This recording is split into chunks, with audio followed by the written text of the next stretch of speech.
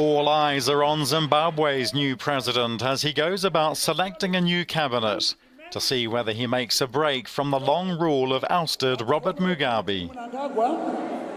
Already Patrick Chinamasa, an ex-minister under Mugabe, has been named acting finance minister. Euronews spoke to a journalist who was expelled from Zimbabwe in 2003 after many years living there. Emmerson Mnangagwa came to power last week with support from the military and support from Zanu-PF.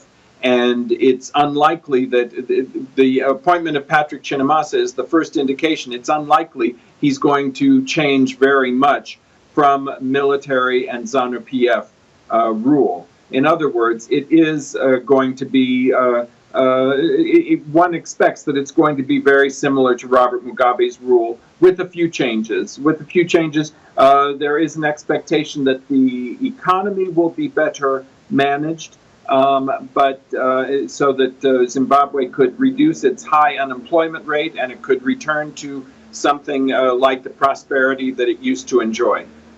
And, what about taking on board the points of view of the opposition? We haven't heard a lot about the MDC, for example, which, played a crucial role for years and years.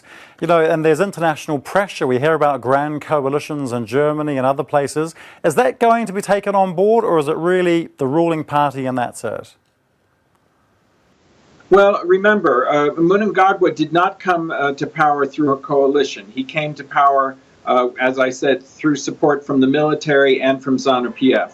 However, they did, when they started the impeachment proceedings, they would have needed votes from the MDC, from Morgan Tsvangirai's party, if it had progressed. They would have needed the votes, and the MDC did say that they would support the impeachment proceedings.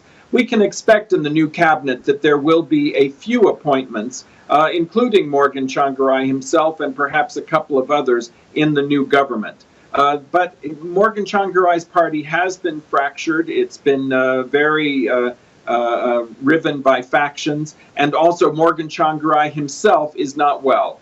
He suffers from cancer, has been to South Africa a few times this year for treatment, so he may well be appointed to a position in the government, but he may not have the health to be fully active.